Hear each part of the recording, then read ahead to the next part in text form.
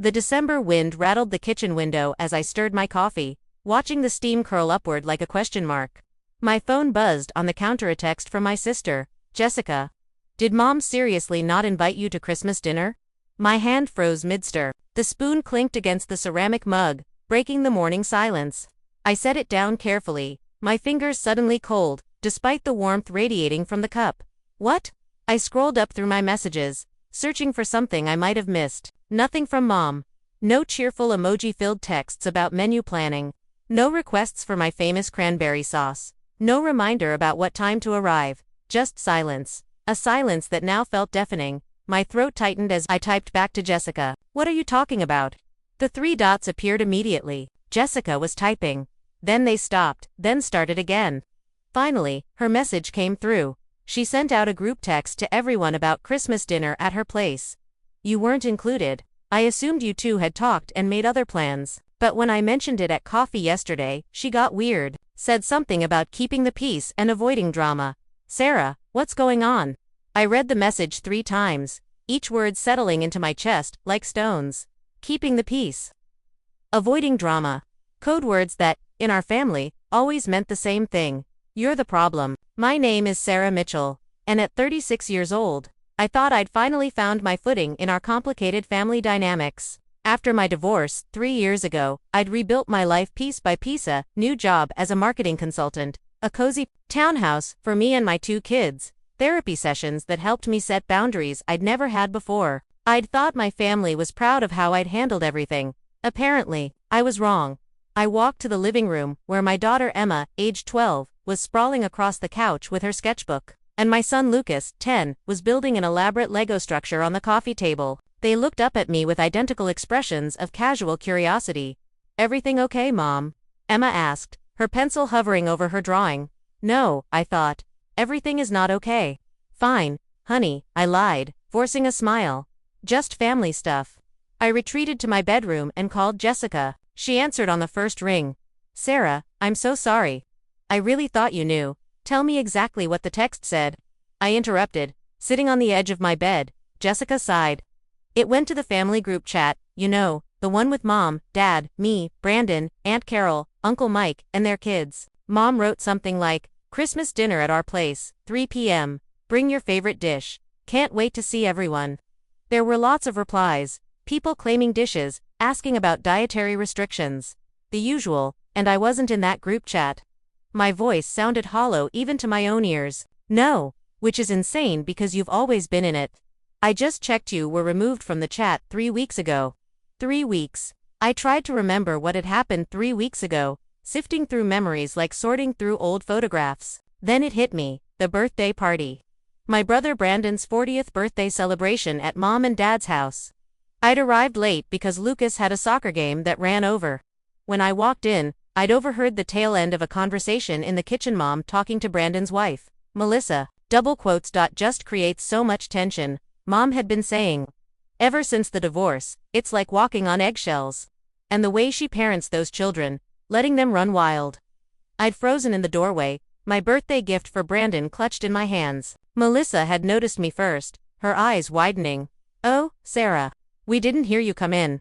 Mom had turned, her face flushing. Sweetheart, you made it. We'd all pretended nothing had happened. I smiled, handed over the gift, and made small talk about the beautiful decorations, but something had shifted that night. The air between us had grown thinner, harder to breathe. Sarah, are you still there? Jessica's voice pulled me back to the present. Yeah, I'm here. I pressed my fingers against my temples. Did she say anything else about me? When I asked her about it directly, she got defensive, said you'd been difficult lately, that you questioned her parenting advice about Emma and Lucas, that you chose your ex-husband's family over us last Thanksgiving. That's not what happened. I stood up, anger surging through me. Michael's mother was in the hospital. I took the kids to see her because she asked for them. I explained all of this to Mom. I know. Jessica's voice was soothing but firm. But you know how Mom rewrites history when she's upset. Look, I think you need to call her. This is ridiculous. You can't just be excluded from Christmas. After we hung up, I stared at Mom's contact information on my phone. My thumb hovered over the call button, then moved away. Then back again. I shouldn't have to beg to be included in my own family's Christmas dinner, I thought. I shouldn't have to defend my right to exist in their lives. But this was about more than me.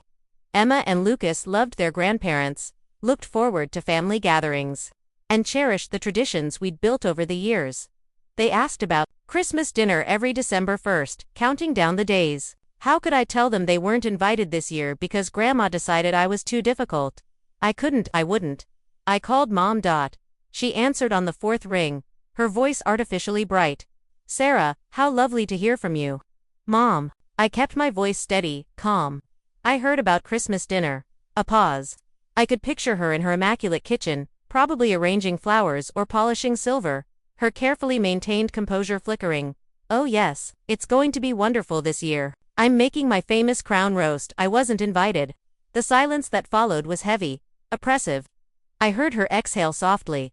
Sarah, I think it's best if we keep things simple this year. Just immediate family and a few relatives. You understand, I am immediate family. My voice cracked despite my efforts. I'm your daughter. Of course you are, dear. But given everything that's happened, and the tension, well, I think it's better if you and the children make your own plans this year. Maybe start your own traditions. Wouldn't that be nice?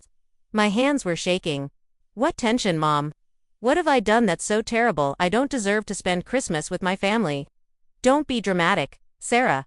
This isn't about punishment. It's about creating a peaceful environment. You've been so critical lately, questioning how your father and I handle things, being defensive about your parenting choices, bringing up old issues. I asked you not to give Lucas candy before dinner. That's not bringing up old issues, that's basic parenting. See, this is exactly what I mean. You're so combative now. Ever since Richard left, Richard didn't leave, Mom. We got divorced mutually because we'd grown apart. And his name is Michael, not Richard. You've called him Richard for 3 years, even though I've corrected you dozens of times. Another loaded silence. I think this conversation proves my point, Mom said finally, her voice cooling by several degrees. This is why it's better if you sit this one out. Give everyone some space. We'll see you after the holidays. What about Emma and Lucas? They're your grandchildren. Well, she hesitated. I suppose if you wanted to drop them off for dinner, they could come. But Sarah, I think it's better if you don't join us this year. The words hit me like a physical blow. She was willing to see my children, but not me. As if I could be separated from them like an unwanted accessory, dropped off at the door and collected later. That's not happening, I said quietly. If I'm not welcome, they're not coming either. We're a family, Mom. We come as a package. Don't use your children as weapons, Sarah. That's not fair to them. I'm not the one using them as weapons. You are. By forcing me to choose between my dignity and their relationship with their grandparents. I need to go. I have pie crusts to make. Her voice had gone cold, distant, the tone she used when she'd decided a conversation was over. I hope you have a nice Christmas, Sarah. Really, I do. She hung up before I could respond. I sat there, phone still pressed to my ear, listening to the dial tone like it might suddenly offer me answers. Then I set the phone down gently on my nightstand and allowed myself exactly 3 minutes to cry. Silent tears that slid down my cheeks and dripped onto my hands. After 3 minutes, I wiped my face, stood up, and walked back to the living room, where my children were still peacefully occupied with their respective projects. Emma looked up, and her expression immediately changed. Mom, what's wrong? Nothing, sweetheart. I tried to smile, but my face wouldn't cooperate. We might be doing something different for Christmas this year. Both kids sat up, alert now, sensing the shift in atmosphere. Different how? Lucas asked, his Lego tower forgotten. Maybe just the 3 of us. We could start some new traditions. Make it special, just for us. Emma's eyes narrowed. She'd inherited my ability to read between lines, to sense when something was being left unsaid. What about Grandma and Grandpa's house? We always go there. Tell them the truth, a voice in my head insisted. They're old enough to understand. But another voice, the one that sounded suspiciously like my mother, whispered, don't poison them against their grandparents. Don't create drama. Be the bigger person. We'll talk about it later, I said finally. Right now, I need to make some phone calls. Emma and Lucas exchanged glances, that sibling telepathy that transcended words. I knew they sensed something was wrong, but they didn't push. Not yet. As I walked back to my room, I heard Emma whisper to Lucas, "Something happened with Grandma." "How do you know?" "Because Mom only gets that look when it's Grandma. Even my children can see it," I thought. Even they know. I spent the rest of the afternoon researching alternative Christmas plans, hotels with special holiday packages, restaurants offering Christmas dinner, even a Christmas cruise that was still accepting last-minute bookings. Anything to create a backup plan, a way to show my kids that we didn't need my mother's approval to have a magical Christmas. But every option felt wrong.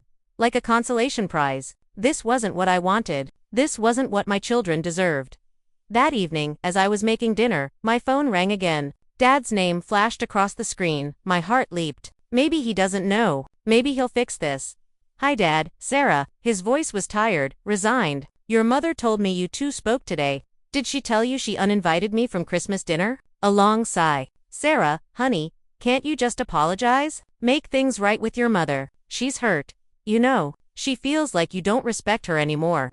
The words stung worse than Mom's cold dismissal. At least Mom was direct in her rejection. But Dad, who'd always been my ally, my defender, hearing him ask me to apologize for simply existing, for having boundaries, for not accepting criticism about my parenting.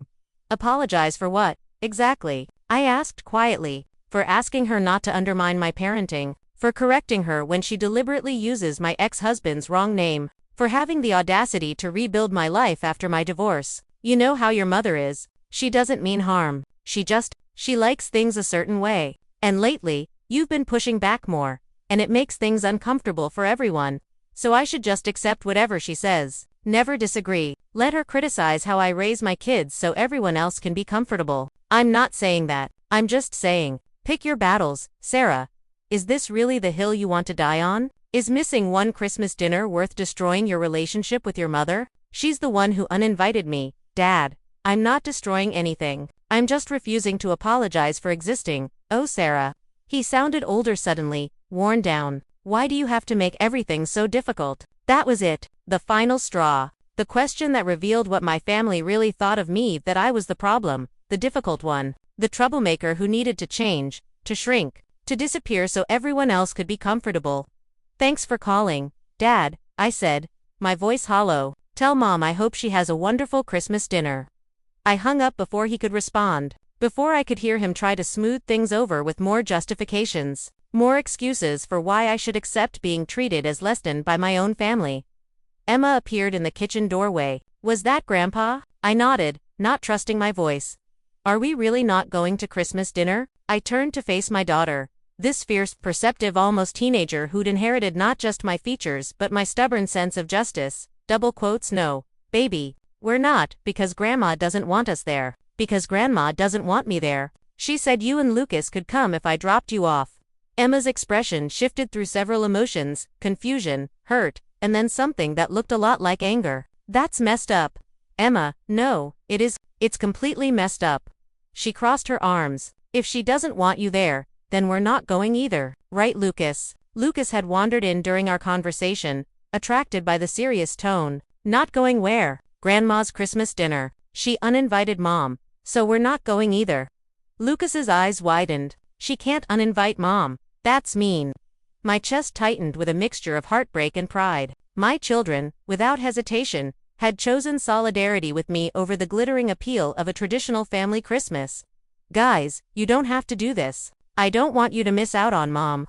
Emma's voice was firm, mature beyond her 12 years. "We're a family. If you're not invited, we're not going. That's it." "Yeah," Lucas agreed. "Besides, Grandma's been kind of weird lately anyway. She keeps telling me I need to be more like Brandon's kids, but Brandon's kids are boring." Despite everything, I laughed a short, surprised sound. "Lucas, that's not nice." "It's true though. All they do is sit quietly and nod when adults talk. It's creepy." Emma grinned. "He's not wrong." I pulled both my children into a hug, blinking back tears. "Thank you, both of you. You have no idea how much this means to me." "We know," Emma said, her voice muffled against my shoulder. "You're our mom. We've got your back." That night, after the kids went to bed, I sat at my kitchen table with a glass of wine and my laptop. I opened a new document and started typing, not an angry email to my mother. Not a plea for reconciliation, but a list of ideas for our own Christmas celebration. Things we'd always wanted to do. but never could because we were locked into my family's rigid traditions. Christmas movie marathon with hot chocolate bar. Volunteer at local shelter on Christmas Eve. Make gingerbread houses from scratch. Christmas morning pancake breakfast in pajamas. Open one present Christmas Eve. New pajamas tradition. Drive around looking at Christmas lights with thermoses of cocoa. Make homemade pizzas for Christmas dinner. The list grew longer as excitement replaced some of the hurt. Maybe this could be something beautiful. Maybe being excluded from my mother's carefully controlled Christmas could be the gift I didn't know I needed permission to create something authentic, something ours. But even as I planned, even as I tried to reframe this rejection as an opportunity, a small voice in the back of my mind whispered questions I couldn't quite silence. How did it come to this? When did I become the villain in my own family's story? And more importantly, what happens next? The next morning, I woke up to 17 text messages. Most were from Jessica, but there were also messages from my cousin Rachel, my Aunt Carol, and even Brandon's wife, Melissa. The family drama stories were spreading like wildfire. Jessica's messages were a mixture of outrage and updates. Mom is telling everyone you chose not to come to Christmas. Dad is backing her up. Aunt Carol is confused because she thought you and Mom were fine. Brandon isn't saying anything, but Melissa texted me privately. She feels terrible. This is so messed up. What are you going to do? I stared at the ceiling, my phone resting on my chest. What was I going to do? Accept it. Fight back. Expose the truth to the entire family. The old Saratha one who existed before therapy, before the divorce, before I learned that people-pleasing was just another form of self-erasure, would have called Mom back, apologized for things I didn't do, smoothed everything over, and shown up to Christmas dinner with a smile plastered on my face and my dignity in my pocket. But Sarah was gone. I called Jessica back. Finally, she answered. I've been losing my mind. Did you see all the messages? Yeah. Mom's rewriting history again. It's worse than that, Sarah. She's making you sound unreasonable, like you're throwing a tantrum because she asked you to bring a different dish or something. No one knows she actually uninvited you. Of course, they don't. That would make her look bad. I sat up, swinging my legs over the side of the bed. Let them think about what they want. I know the truth. You know the truth, and that's enough. But Jess, I love you, but I'm done fighting for a seat at a table where I'm not wanted. I'm going to focus on making this Christmas special for Emma and Lucas. There was a long pause. Then Jessica said quietly, I'm not going either. What? To Mom's Christmas dinner. I'm not going. This is wrong, and I'm not participating in it. Jessica, you don't have to do that. Yes, I do. You're my sister. What Mom's doing is cruel and manipulative. And if I sit at that table pretending everything is fine while you're excluded, I'm complicit. So I'm not going. My throat tightened. What did Mom say when you told her? I haven't yet, but I will. Today. She took a breath. Want to have Christmas together instead? We could combine our ideas, make it even bigger. The kids would love it. Before I could answer, my call waiting beeped. Melissa's name flashed on the screen. Jess, can I call you back? Melissa's calling. You. This should be interesting. Text me later.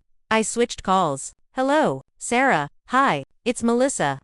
She sounded nervous, speaking quickly. I know this is awkward, but I wanted to call because I think what your mom is doing is really unfair, and I wanted you to know that not everyone agrees with her.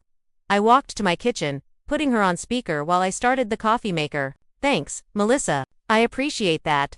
Brandon doesn't really know what to do. He hates conflict, you know? And your mom is, well, she's very persuasive when she wants to be, but I told him this morning that I think she's wrong. Your family. You should be at Christmas dinner.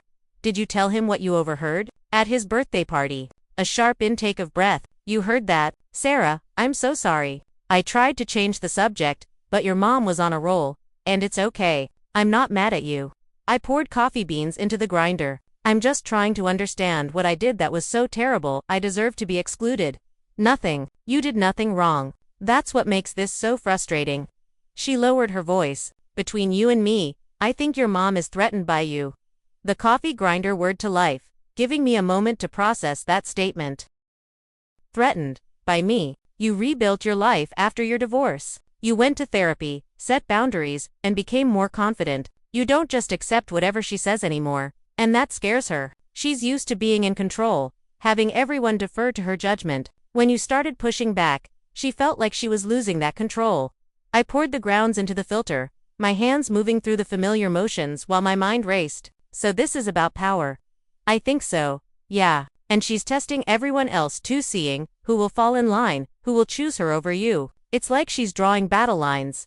That's exhausting. Tell me about it. I've been dealing with it for 12 years. The passive-aggressive comments, the helpful criticism. The way she rewrites conversations to make herself the victim. Melissa trailed off. Sorry, I didn't mean to unload.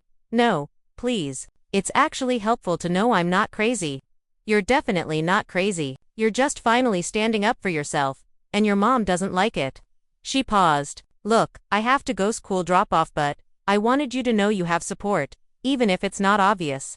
And if there's anything I can do, actually, there might be. But let me think about it first. After we hung up, I sat at my kitchen table with my coffee, watching the morning sun paint stripes across the floor. My phone buzzed again, more messages from family members, each one adding another layer to the story Mom was crafting. But Melissa's words kept echoing. She's testing everyone else too, seeing who will fall in line. That's when the idea struck me. What if I didn't just accept the exclusion? What if I didn't fight it either? What if, instead, I created something so joyful, so obviously wonderful, that everyone could see what they were missing by choosing sides? Not revenge, exactly, but justice? A demonstration of what family could be when it wasn't built on control and conditional love. I opened my laptop and started planning in earnest.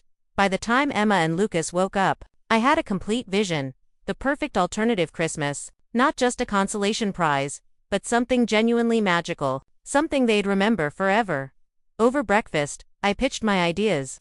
So, I said, pouring orange juice, I've been thinking about our Christmas. What if we made it the best Christmas ever? Not trying to compete with Grandma's dinner, but creating something that's uniquely ours. Emma, still groggy, perked up. Like what? I pulled out my list, now expanded and detailed. Christmas Eve, we volunteer at the homeless shelter, serving dinner. Then we come home, make gingerbread houses, watch the Muppet Christmas Carol, and open one present new matching pajamas. Matching pajamas, Lucas wrinkled his nose. Cool matching pajamas. You can help pick them out. Then on Christmas morning, we pancake breakfast in those pajamas, open presents, and spend the afternoon doing whatever we want. Video games, movies, building Legos, anything. And for Christmas dinner, I paused for effect. We make homemade pizzas with whatever toppings we want. Dessert pizza included.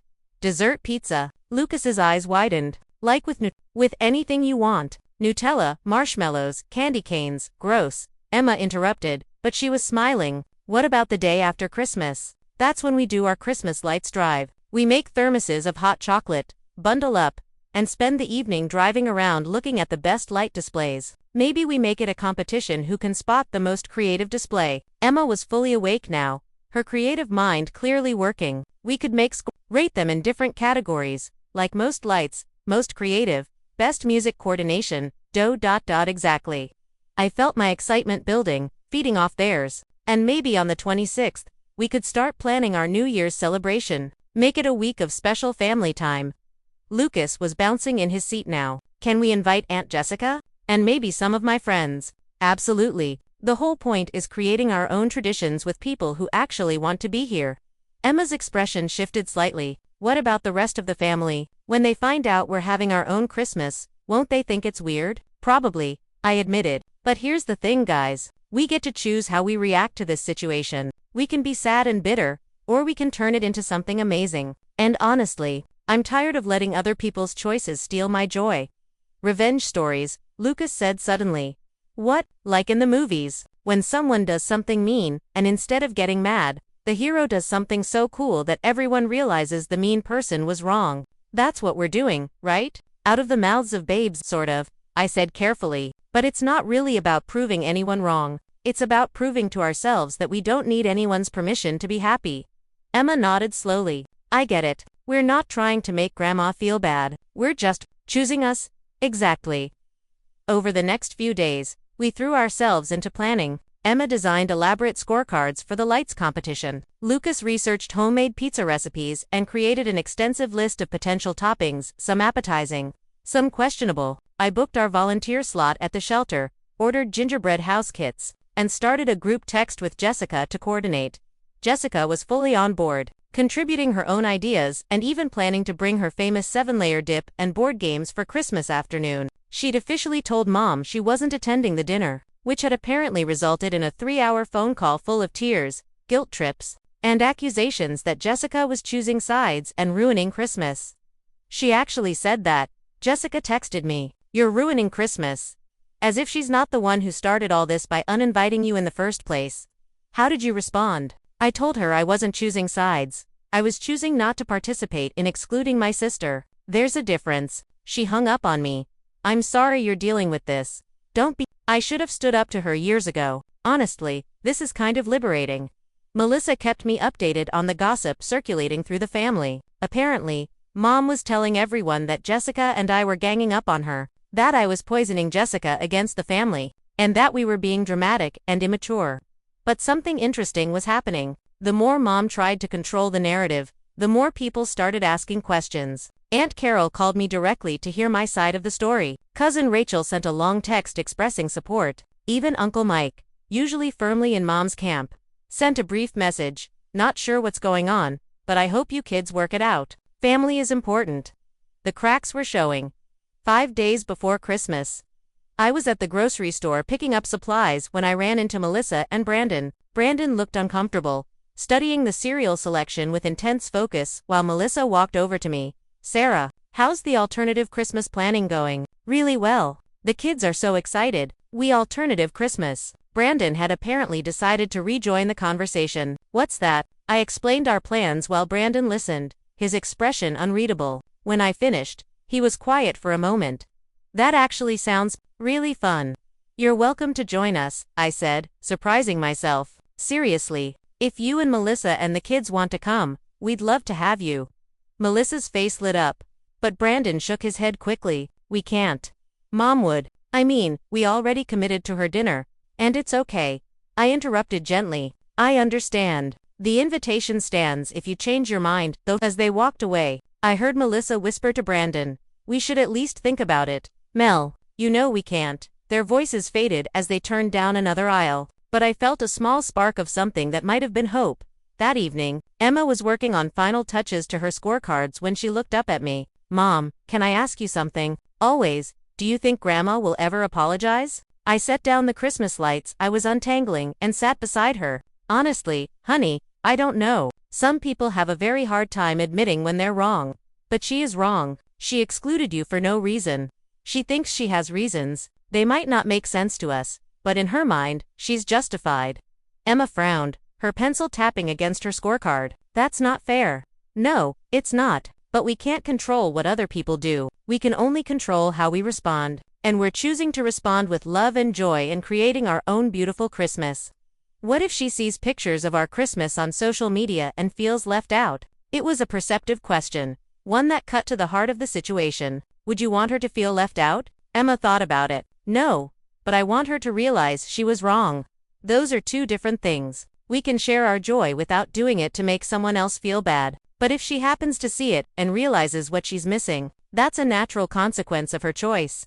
That's what Mrs. Patterson says in school. Natural consequences. Mrs. Patterson sounds wise. That night, after the kids went to bed, I sat down to write a Facebook post. I debated with myself for an hour before finally typing. This year, my kids and I are starting some new Christmas traditions. On Christmas Eve, we'll be volunteering at the local shelter. Then, coming home for gingerbread house building and a movie marathon in new matching pajamas, which the kids actually agreed to. Miracles do happen. Christmas Day will be homemade pizza making and family game time. Boxing Day, Christmas lights tour with hot chocolate competition. We're so excited to create these memories together. What are your favorite family Christmas traditions? Simple, positive, true. No mention of being excluded. No passive-aggressive jabs. No victim narrative. Just a mom excited about spending Christmas with her kids. I hovered over the post button for a full minute before finally clicking it. Within 10 minutes, the likes and comments started rolling in. Friends expressing excitement. Former coworkers saying it sounded amazing. Old college friends asking if they could steal the pizza idea. And then, 45 minutes after I posted, a comment from Mom appeared. "Sounds lovely, dear. Hope you have a wonderful holiday." I stared at the comment, reading and rereading it. The exclamation points felt aggressive. The dear felt condescending. But on the surface, to everyone else reading, it looked supportive. Jessica texted immediately. "Did you see Mom's comment? She's going to pretend like nothing happened. Let her. We know the truth. Aren't you angry? I thought about it. Was I angry? Yes, hurt. Definitely. But also something else. Something lighter. I'm angry, but I'm also free. Does that make sense? She can't control me anymore. She can't make me feel guilty for choosing myself and my kids. That's worth something. You're stronger than I am. No, I'm just tired of playing games I never agreed to play. 3 days before Christmas, Emma came to me with her phone. Mom, you need to see this. She showed me Instagram a post from cousin Rachel's daughter, who was 16 and apparently had no filter. The post was a screenshot of the family group chat, the one I'd been removed from. With this caption, "Family drama is so messy. When did holiday dinners become about who's invited and who's not? Just want everyone to get along, TBH. Below the screenshot, I could see several messages. Aunt Carol, can someone explain what's happening? Why isn't Sarah coming to Christmas? Mom, Sarah chose to make other plans this year. We respect her decision. Aunt Carol, that's not what I heard. Jessica said Sarah was uninvited. Brandon, can we not do this in the group chat? Jessica, Mom, just tell the truth. Mom, I am telling the truth. This is exactly the kind of drama I was trying to avoid. The messages continued, escalating, with various family members weighing in. Some defended Mom, some questioned her version of events, some just wanted everyone to stop fighting. Everyone knows now, Emma said quietly. The whole family knows what Grandma did. I took a deep breath. I hadn't wanted the family to implode over Christmas dinner, but I also hadn't caused it. Mom had set these events in motion when she decided I was expendable, when she chose control over connection. It's not our responsibility to manage the family's feelings, I said finally. We focus on our Christmas. Let them figure out theirs. But even as I said it, my phone was ringing. Aunt Carol, Sarah, honey, can you please explain what's going on? Your mother says one thing, Jessica says another, and I'm getting messages from everyone asking me to mediate. I sat down and told her everything. The overheard conversation at Brandon's birthday, the group chat removal, the phone call where Mom uninvited me, Dad's request that I apologize. Every detail, calmly and without embellishment. When I finished, Aunt Carol was silent for a long moment. Oh Sarah, she said finally, I'm so sorry. I had no idea it had gotten this bad. It's okay, Aunt Carol. Really, we're making our own plans, and we're excited about them. Your mother, she trailed off. She's always been complicated, controlling, but this is beyond the pale. You don't uninvite your own daughter from Christmas. She thinks I'm difficult, that I cause tension. You're not difficult, you're just not silent anymore, and that terrifies her. It was the second time someone had said that my mother was threatened by my newfound voice. Maybe it was true.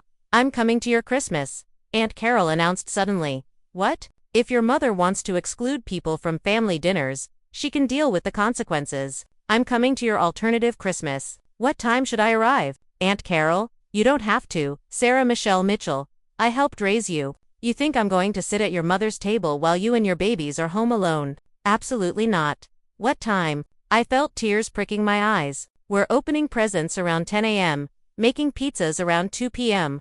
Perfect. I'll bring my famous tiramisu. See you Christmas morning.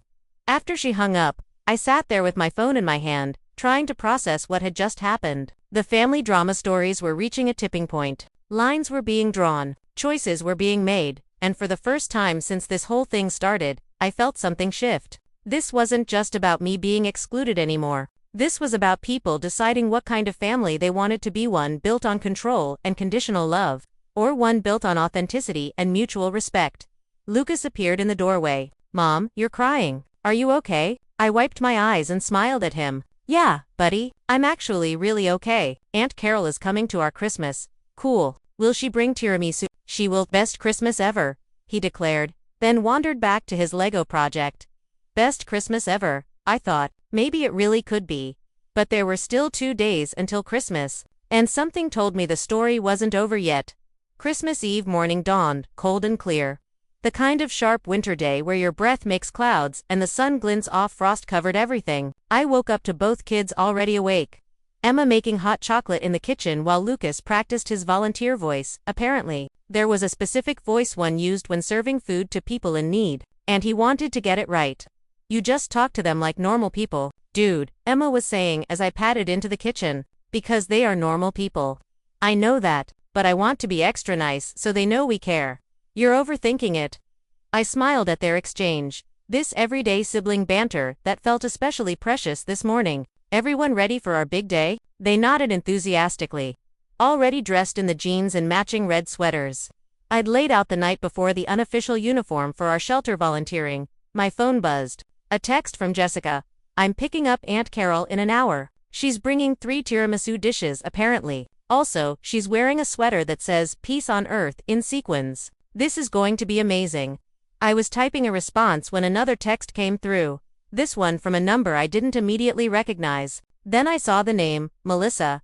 Brandon and I had a long talk last night. We're not going to your mom's dinner. We want to come to yours if the offer still stands. The kids too. Is that okay? I stared at the message, reading it 3 times to make sure I understood correctly. Brandon, my conflictiverse, mother-pleasing brother, was choosing our alternative Christmas over mom's carefully planned dinner. Of course it's okay. We'd love to have you. All of you. Thank you. This isn't easy for Brandon, but we both agree it's the right thing to do. Your mom crossed a line. What did she say when you told her? 3 dots appeared, then disappeared, then appeared again. Finally, we haven't yet. Planning to call her this morning. Brandon is nervous but determined. Character growth. I showed the texts to Emma and Lucas, who reacted with excitement, and in Emma's Kaisa, little smugness. I knew Uncle Brandon would come around, she said. He's not like Grandma. He's actually nice. Grandma is nice too, I said automatically, then paused. Or she can be, she's just ... complicated. That's adult code for difficult, but we're supposed to pretend she's not, Emma observed dryly. When did my 12-year-old become so perceptive? We spent the morning doing final prep for the shelter volunteering, packing snacks for ourselves. Going over the schedule, making sure everyone knew the plan. At noon, we drove to the Riverside Community Shelter, a large brick building that had been serving the homeless population for 30 years.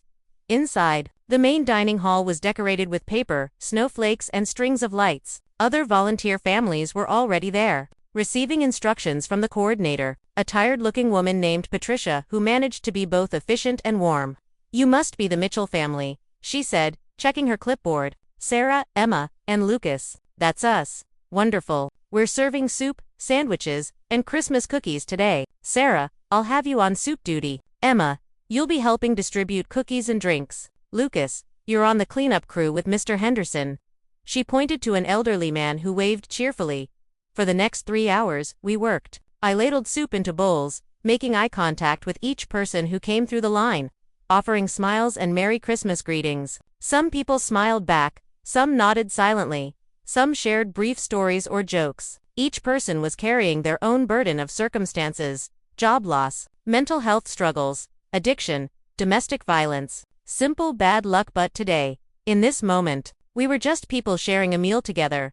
Emma moved through the room with surprising confidence, chatting with guests about which cookies were best. Consensus, chocolate chip, offering seconds without being asked, her natural empathy shining through. Lucas threw himself into cleanup duty with such enthusiasm that Mr. Henderson laughingly told him to slow down, or there'd be nothing left for the other volunteers to do. As I watched my children interact with people our society often made invisible, I felt a swell of pride so intense it made my chest ache.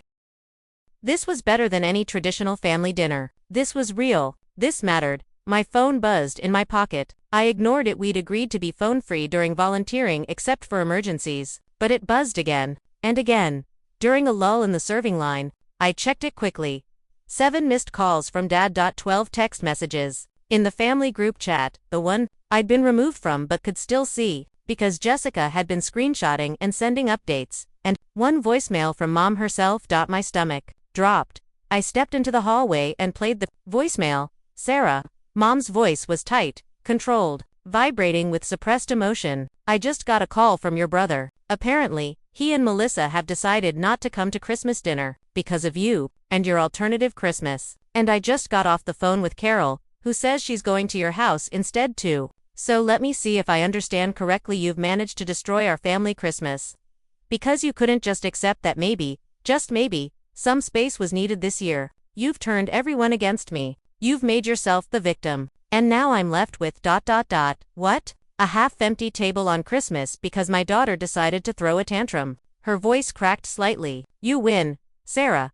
Are you happy now? You've successfully ruined Christmas for everyone." The message ended. I stood in that hallway, surrounded by the sounds of people finding community and warmth in a homeless shelter, and listened to my mother blame me for the consequences of her own actions. For a moment, just a brief, flickering moment, I felt the old familiar guilt trying to take root. The voice that said, maybe she's right. Maybe I should have just gone along with it. Maybe I am the problem. But then Emma appeared in the hallway. "Mom, Patricia says we're almost done serving. Can we go eat cookies now?" I looked at my daughter's flushed, happy face. Her eyes were bright with the kind of joy that comes from genuine connection, from doing something meaningful. This was what mattered. This was real. "Yeah, sweetheart, let's go eat cookies." I turned off my phone without responding to any of the messages. After we finished at the shelter and Emma and Lucas, indeed, ate several cookies each, we drove home in comfortable silence. The kids were tired but satisfied, already discussing their favorite moments from the day. "Did you see that guy with the service dog?" Lucas asked. "He told me about how his dog saved his life once. Like, literally pulled him away from traffic when he was having a what did he call it? A flashback," Emma supplied. "He was a veteran, PTSD. Yeah, that it was so cool. The dog's name is Major." I listened to them process their experiences, asking questions, making connections. This was education money couldn't buy. This was empathy in action. When we pulled into our driveway, Jessica's car was already there. She and Aunt Carol were unloading boxes from the trunk. Tiramisu. Yes, but also board games, wrapped presents, and what looked like an enormous spiral ham. "Surprise," Aunt Carol called out. "I know you said homemade pizza, but I couldn't resist bringing ham too." Options. Jessica caught my eye and mouthed, "Are you okay?" I nodded, though I knew we'd need to talk later about the messages. The voicemail, the fallout. Inside, we started the gingerbread house assembly. Aunt Carol proved to be a surprisingly competitive gingerbread architect, creating an elaborate structure with functioning doors and a gummy bear nativity, seen in the front yard. "It's about the artistic vision," she explained seriously while piping, frosting shingles onto the roof. Lucas's house was more abstract modern architecture, he insisted, though it looked like it had survived an earthquake. Emma created a Gothic mansion complete with candy cane cemetery. My house was ... functional. That's the best description. As we worked, laughing at our creations and sneaking candy, my phone, which I'd reluctantly turned back on, continued buzzing with increasing urgency. Finally, Jessica said, "You need to look at those messages." "I know.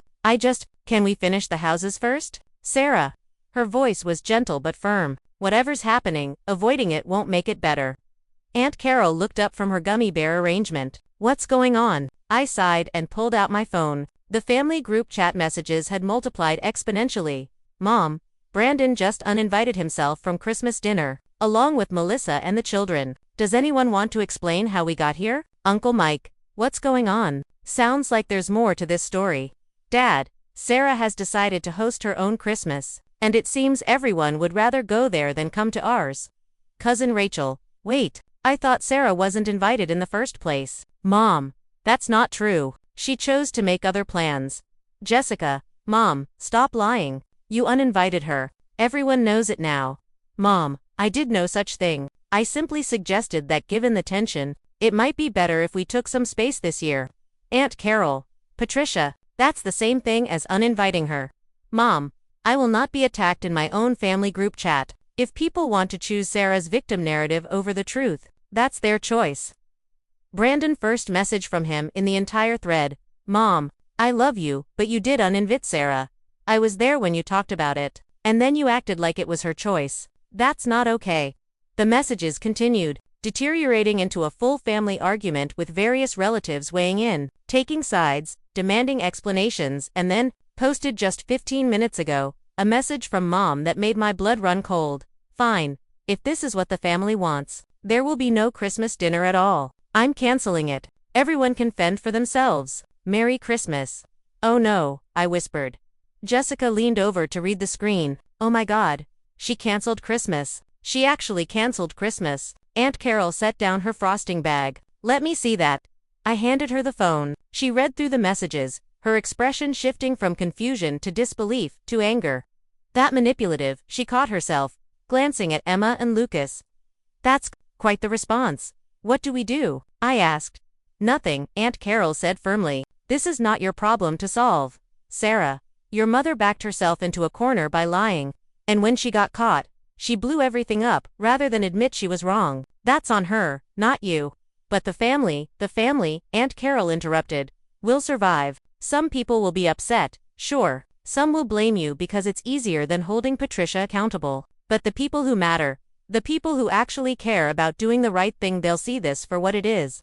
My phone rang. Dad. I stared at his name on the screen, paralyzed. Answer it, Jessica urged. He needs to hear your side. I took a deep breath and answered. Hi Dad, Sarah. He sounded exhausted. Can you please come over? Your mother she's very upset. She's locked herself in the bedroom and won't come out. She keeps saying we've all turned on her, that she was just trying to protect the family from drama, and now she's the villain. Dad, Sarah, I know there have been misunderstandings, but she's your mother. Can't we all just try to move past this? For Christmas, move past what? Exactly. Move past her uninviting me. Move past her lying about it to the whole family. Move past her canceling Christmas entirely when people called her out on the lying. She didn't invite you, she suggested, Dad. My voice was sharper than I intended. Stop. Please stop. You know what she did. You asked me to apologize to make things easier. Remember? You wouldn't have asked that if she hadn't done anything wrong. Silence on the other end. I don't want to hurt Mom, I continued, my voice softening. I really don't. But I also can't keep pretending that her behavior is okay. I can't keep accepting blame for things I didn't do just so everyone else can be comfortable. That's not healthy for me, and it's not healthy for Emma and Lucas to watch me do that. So what, then? We just give up on family? No. We redefine what family means. Real families don't exclude people. The real family doesn't lie and manipulate. Real families don't make love conditional on silence and compliance. Your mother loves you, Sarah.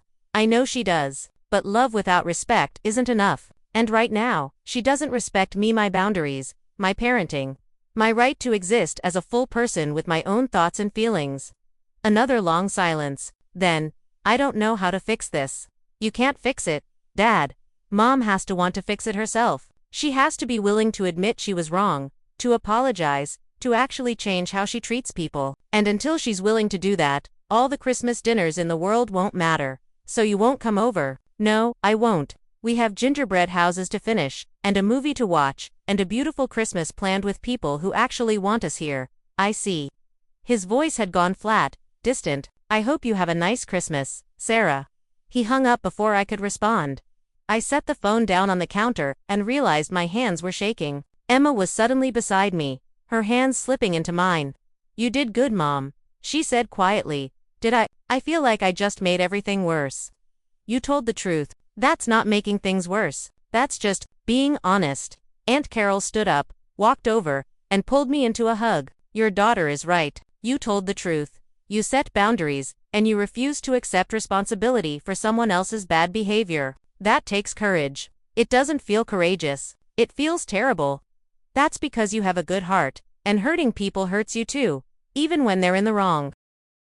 But Sarah, listen to me, you did not cause this. Your mother did, and if your father can't see that, then he's chosen to be complicit in her dysfunction. Jessica joined the hug, then Emma and Lucas, until I was surrounded by the people who actually mattered. The people who chose me not because they had to, but because they wanted to. When we finally broke apart, Lucas asked the question that was probably on everyone's mind. So, does this mean everyone's coming here for Christmas now? It was such an innocent, practical question that I laughed despite everything. I don't know, buddy, but whoever comes, we're going to have an amazing time. My phone buzzed again. This time, a text from Melissa. We're still coming tomorrow. Actually, we're more committed now than before. What your mom did canceling everything like a tantrum just proved that standing up to her was the right choice. Brandon is finally seeing it. Thank you for being strong enough to start this conversation. Then another text. From cousin Rachel. My parents are fighting about whether to come to your house or have their own Christmas. Mom is on your side. Dad is defending your mom. It's chaotic here, but I'm coming to yours with or without them. Need an address? And another. From Uncle Mike's daughter. Dad won't admit it publicly, but he told me privately that your mom finally went too far. We're coming to your Christmas. Dad will probably pretend he's not fully on your side, but he is. The texts kept coming. Family members reaching out privately, expressing support, asking about the alternative Christmas plans. Some would come, some wouldn't, but the silence was broken. The facade of perfect family harmony had cracked wide open, and people were finally saying out loud what they'd been thinking for years. That night, after the gingerbread houses were complete and admired, after we'd watched the Muppet Christmas Carol, after Emma and Lucas had opened their matching pajama presents, which they actually loved, Christmas miracle indeed, after everyone had gone home or to their guest rooms, I sat alone in my living room looking at the pile of presents under my small tree. Tomorrow will be complicated. Some family members would come, others wouldn't. There would be hurt feelings, awkward conversations, probably a few arguments, but there would also be joy, authentic connection, real love without conditions. My phone lit up one more time, a text from an unknown number. When I opened it, I realized it was from Brandon. I didn't have his new number saved yet. Thank you for standing up to Mom. I know this is hard for everyone, but someone needed to finally say the truth out loud. Melissa and I have been talking, and we've realized we've been enabling Mom's behavior for years because it was easier than confronting it. That stops now. We're with you. See you tomorrow. I read the message 3 times, then typed back, see you tomorrow. And Brandon, I'm proud of you. As I climbed the stairs to bed, I passed Emma's room. Her door was cracked open, and I could see her still awake, writing in her journal. Can't sleep? I asked softly. She looked up, just thinking about everything. Mom, can I ask you something? Always.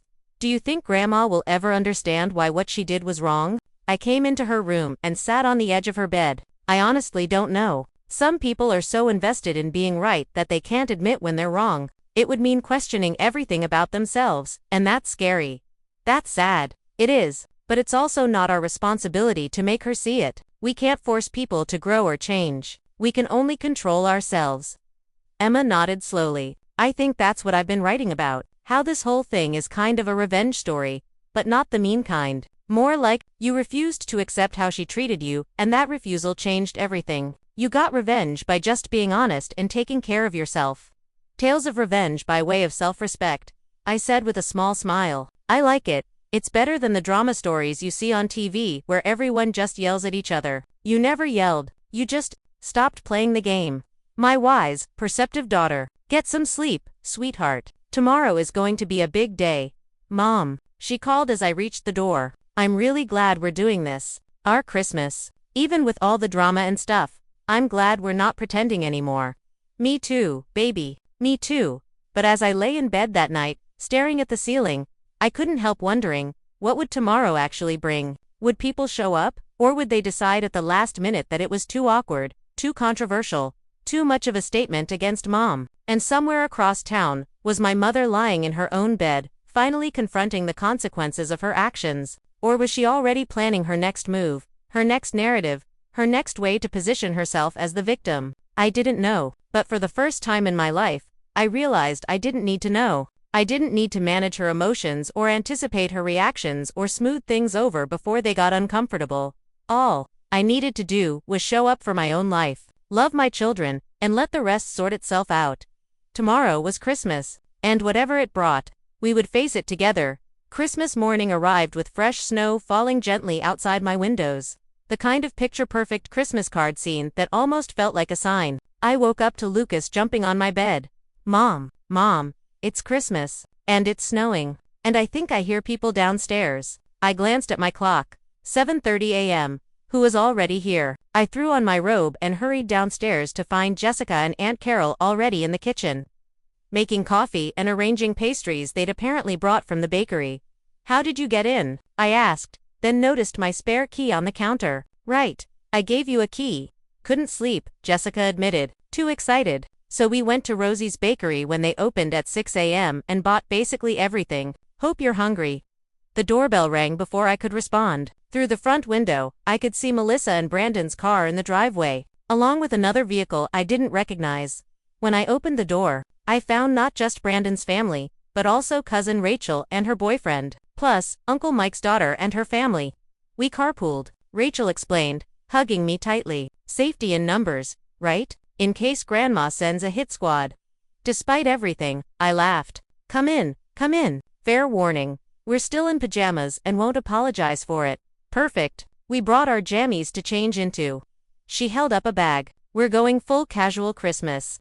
Over the next hour, more people arrived. Uncle Mike came alone. His wife had decided to have a quiet Christmas at home, which we all understood meant she was Team Patricia, but Mike himself brought wine and his famous roasted vegetables, hugging me fiercely when he arrived. "Your mother is wrong," he said simply. That needed to be said. Melissa's parents showed up with their signature green bean casserole. Then came 3 families from the shelter who Patricia had quietly invited, people who would have spent Christmas alone otherwise, now welcomed into our chaotic, imperfect, beautiful gathering. By 10 a.m., my small townhouse was packed with nearly 30 people in various stages of pajama wearing, eating pastries, drinking coffee and hot chocolate, and filling the space with laughter and conversation that felt real in a way my mother's carefully orchestrated dinners never had. Emma and Lucas were in their element, showing off their gingerbread houses, distributing the scorecards for tomorrow's light tour, and playing with their younger cousins. The air smelled like coffee and cinnamon and pine from the Christmas tree. And there was something almost magical about the whole scene. At 10:30, we gathered around the tree to open presents. I'd bought gifts for my immediate circle, but what I hadn't anticipated was how many people would bring gifts for Emma and Lucas, for me, for each other. The pile under the tree had multiplied overnight, and the kids' eyes were huge with excitement. "Before we start," I said, raising my voice to be heard over the chatter, "I just want to say thank you. Thank you for being here, for choosing love and authenticity over whatever else might have been expected. This isn't the Christmas I planned, but it's exactly the Christmas we needed. Here." Aunt Carol raised her coffee mug. "To family the real kind, built on choice and respect, not obligation and guilt." Everyone cheered, and the present opening commenced. It was chaos, the good kind. Wrapping paper flying, kids shrieking with delight, adults exclaiming over thoughtful gifts. I watched Brandon sitting on the floor with his kids, really playing with them instead of checking his phone or worrying about what impression he was making. I saw Jessica doubled over laughing at something Rachel said. I saw strangers from the shelter being welcomed and included without ceremony or awkwardness. This was family. Messy, loud, imperfect. Real. My phone rang around 11 a.m. Mom's name flashed on the screen. The room suddenly quieted. Everyone had been keeping an eye on the situation. "You should answer it," Brandon said. "Whatever she says, you have all of us backing you up." I nodded and stepped into my bedroom, closing the door for privacy. "Hello, Sarah?" Mom's voice was strange, not angry, not cold, but something softer, uncertain. "I'm calling to wish you a Merry Christmas." I sat on my bed, unsure how to respond. "Merry Christmas, Mom. I hear you have quite the gathering over there. Carol has been sending photos to your father." "We do. It's been really special." A long pause. Then, "Sarah, I want you to know, I've been thinking a lot about everything." I waited, afraid to hope, afraid to assume. "Your father and I are here alone," she continued, her voice cracking slightly. "We have this beautiful table set for 20 people, and it's just the 2 of us. And I keep thinking about how we got here, and I kept trying to blame you, or Carol, or Jessica, or anyone else. But sitting here in this empty house, I finally realized, ... She took a shaky breath. "I did this. I caused this." My throat tightened. "Mom, let me finish. Please." Another breath. "I was threatened by you, Sarah. By the woman you've become. After your divorce, you changed. You stopped just accepting everything I said. Stopped trying to please everyone. Stopped making yourself small to fit into the boxes I had for you. And instead of being proud of your growth, I felt like I was losing control, losing you." Tears were sliding down my face now. "So I started pulling away," she continued, "making little digs, questioning your choices, trying to make you doubt yourself again so you'd come back to me for guidance. And when that didn't work, when you just kept getting stronger and more sure of yourself, I tried to teach you a lesson, tried to show you that you needed me, that you couldn't just go off on your own without consequences. By uninviting me from Christmas," I said quietly. "By uninviting you from Christmas," she confirmed. "And then lying about it because admitting what I'd done would mean admitting I was wrong, would mean admitting I was being controlling and manipulative. And Her voice broke completely. "I'm so ashamed, Sarah. So ashamed of what I've done, of the pain I've caused you and the children, of the family I've hurt because I couldn't handle not being the center of everything." I was full on crying now, trying to stay quiet so the gathering in my living room wouldn't hear.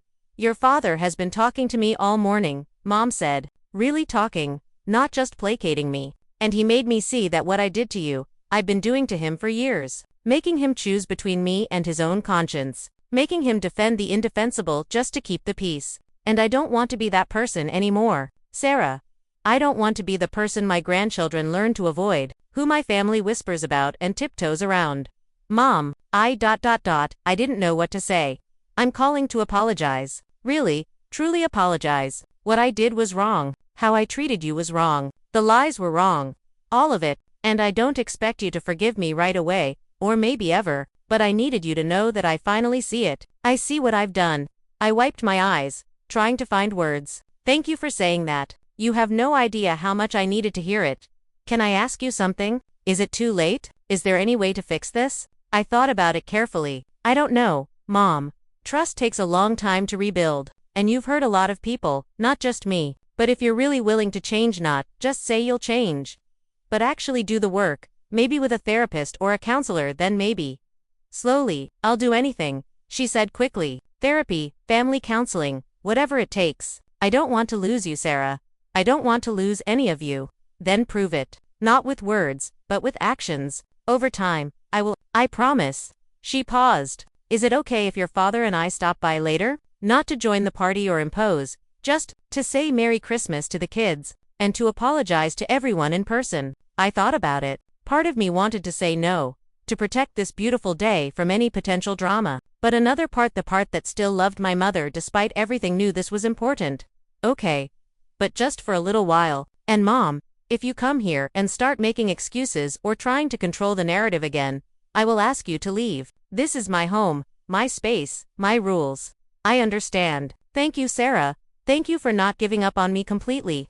After we hung up, I sat there for several minutes, processing the conversation. Then I went back to the living room where everyone looked up expectantly. Mom called, I announced. She apologized, really apologized, taking full responsibility. She and Dad want to stop by later to say Merry Christmas and apologize to everyone in person. The reactions were mixed. Some people looked pleased, others skeptical, a few downright hostile. If she starts her manipulation again, Jessica began. I'll handle it, I assured her. This is a first step, not a finish line. But I think she's finally ready to actually look at herself. Or she just wants everyone back under her control, Brandon said quietly. I want to believe her, but Sarah, you know how she is. This could just be another tactic. Maybe, I acknowledged, but I'm going to give her a chance. One chance. And if she blows it, then we'll know for sure who she really is. Aunt Carol came over and squeezed my hand. You're being very generous. I'm being realistic. People can change, but only if they really want to. If Mom is serious about therapy and actually doing the work, then maybe this whole disaster was what she needed to finally wake up. Emma, who'd been listening from the couch, said, this is like the end of a revenge story, where the person who did the bad thing finally realizes they were wrong and tries to make it right. Life isn't a story, sweetie, I said gently. But sometimes it is. Sometimes, the drama stories have happy endings where everyone learns something. I smiled at her. Sometimes they do. The rest of the morning and early afternoon were filled with the planned activities: pancake breakfast in pajamas, as promised, present opening round to Secret Santa style, board games, and eventually, the great pizza-making adventure. My kitchen became a scene of controlled chaos as people rolled out dough, spread sauce, argued about optimal topping distribution, and created increasingly bizarre pizza combinations. Lucas's desert pizza, Nutella, marshmallows, and crushed candy canes was surprisingly popular, while Brandon's everything bagel pizza was universally declared a crime against cuisine. It was loud and messy and wonderful. Around 3 p.m., as pizzas were coming out of the oven in rotation and the house smelled amazing, the doorbell rang. The room fell silent. I opened the door to find my parents standing there, looking smaller somehow. Dad held a large poinsettia. Mom clutched a shopping bag that clinked with what was probably wine bottles. Hi, I said simply. Hi, sweetheart. Dad's eyes were red-rimmed. Thank you for letting us come. I stepped aside to let them in. As they entered the living room, every face turned toward them. The atmosphere shifted, becoming charged with anticipation. Mom looked around at all the people, many of whom had chosen our gathering over her dinner, and her face crumpled slightly, but she held it together, straightening her shoulders. I owe all of you an apology, she began, her voice shaking. I've been a controlling, manipulative person. I uninvited my own daughter from Christmas because she wouldn't let me control her anymore. I lied about it to make myself look better, and when people called me out on it, I canceled everything like a child throwing a tantrum. The room was utterly silent. Emma and Lucas had stopped mid-Pete eating to watch their grandmother. There's no excuse for what I did, Mom continued. I could blame stress or misunderstandings or anything else. But the truth is, I was threatened by Sarah's growth and independence. I wanted her to need me, to defer to me, to make me feel important. And when she stopped doing that, I tried to punish her. Tears were streaming down her face now, but she kept going. I've spent years making my love conditional on obedience, on agreement, on everyone playing their assigned roles in my version of what family should be. And it's hurt all of you. I see that now. I'm so sorry. She turned specifically to me. Sarah, you are an incredible mother, a strong woman, and you were right to set boundaries with me. I shouldn't have fought them. I should have respected them. Then to Jessica, thank you for standing up for your sister, even though I know it cost you. That took real courage. To Brandon, I'm sorry I put you in the middle and made you feel like you had to choose. To Aunt Carol, thank you for being honest with me, even when I didn't want to hear it. She addressed everyone, the cousins, even the families from the shelter who didn't know the full backstory but had clearly picked up on the tension. I'm starting therapy in January, she said finally. I've already made the appointment. I want to change. I want to be someone my family actually wants to be around, not someone they tolerate out of obligation. I don't expect forgiveness right away, but I'm asking for a chance to prove that I can do better. Dad stepped forward, putting his arm around Mom. We both want to do better. We've had a lot of conversations today, and we realize we've been enabling each other's worst behaviors for years. That changes now. The silence stretched out, pregnant with possibility and doubt in equal measure. Then Lucas, my sweet, unfiltered 10-year-old, said, "You can have some pizza if you want. Mom made too much." It was such a perfectly Lucas thing to say. Forgiving, focused on the immediate and tangible that several people laughed. Breaking the tension, Mom wiped her eyes and smiled at him. Thank you, Lucas. I'd love some pizza. What followed wasn't a miracle transformation or a perfectly wrapped resolution. It was awkward and uncertain, with moments of tension alongside moments of tentative Some family members warmed to my parents immediately. Others kept their distance, clearly waiting to see if this change was real. But we ate pizza together. We told stories. We laughed cautiously. And when Emma showed Grandma her gingerbread mansion, Mom didn't critique it or suggest improvements, she just admired it. Genuinely, telling Emma she had real artistic talent. Small moments, small steps. But after years of control and conditional love, even small steps felt revolutionary. As evening approached and people started leaving, Mom pulled me aside. Thank you, she said quietly, for giving me this chance. I know I don't deserve it. We'll see, I said honestly. The therapy is important, Mom. You can't just say you'll change and then go back to old patterns in a few weeks. I know, I really do want to change, Sarah. Not just say it, but do it. Today, sitting in that empty house, I saw my future if I don't. Alone, because I pushed everyone away with my need for control. That's not how I want to live. Then don't, I said simply. Make different choices. She merely hugged me, not the performative side hug she usually did for photos. I love you. I know I haven't shown it well, but I do. I love you too, Mom, but love needs respect to survive. Remember that. I will. After my parents left, the house slowly emptied until it was just me, Emma, Lucas, Jessica, and Aunt Carol sitting in my living room, surrounded by the beautiful wreckage of the day empty pizza boxes, wrapping paper, dishes piled in the sink, the lingering warmth of genuine connection. That was the weirdest Christmas ever, Lucas announced, sprawled on the floor with a candy cane. But good weird, Emma added, like, drama stories in real life can have actual endings where people learn things. Sometimes, I cautioned, but remember, words are easy, actions are what count. We'll see if Grandma follows through. She will, Aunt Carol said confidently. Today was humiliating for her, admitting all that in front of everyone. She wouldn't have done it unless she was serious. Patricia doesn't do vulnerability. I hope you're right. Jessica raised her wine glass to the most unconventional, dramatic, and weirdly perfect Christmas ever. To family revenge, through radical honesty, to new traditions and old lessons. To us, we all clinked glasses and mugs, toasting the family drama stories that had brought us here. Complicated, but ultimately real. Later that night, After everyone had gone home or to bed, I sat alone in my living room with just the Christmas tree lights on, reflecting on everything that had happened. A week ago, I'd been uninvited from Christmas. Tonight, I'd hosted 30 people, received a genuine apology, and possibly started the process of healing a broken family dynamic. My phone buzzed. A text from Mom. "Thank you again for today. I know I have a long way to go to rebuild trust. I'm attaching confirmation of my first therapy appointment January 3rd. I want you to know I'm serious. I love you." Attached was a screenshot of an appointment confirmation with a licensed family therapist. I smiled, showing the text to Emma, who'd wandered downstairs for water. "She really did it," Emma said, reading the screenshot. "First step," I reminded her. "But yes, she did. Mom, can I tell you something? Always, I'm really proud of you, for not just accepting how Grandma treated you, for standing up for yourself even when it was hard. You showed me that sometimes the best revenge is just refusing to accept less than you deserve." I pulled my daughter into a hug. This wise, fierce, almost teenager who understood things I was still learning. "Thank you, baby. That means everything. Also, next Christmas, let's do this again. Even if Grandma's back in the picture, can we keep our traditions? The shelter volunteering and the pizza and the pajamas. Absolutely. These are our traditions now, no matter what."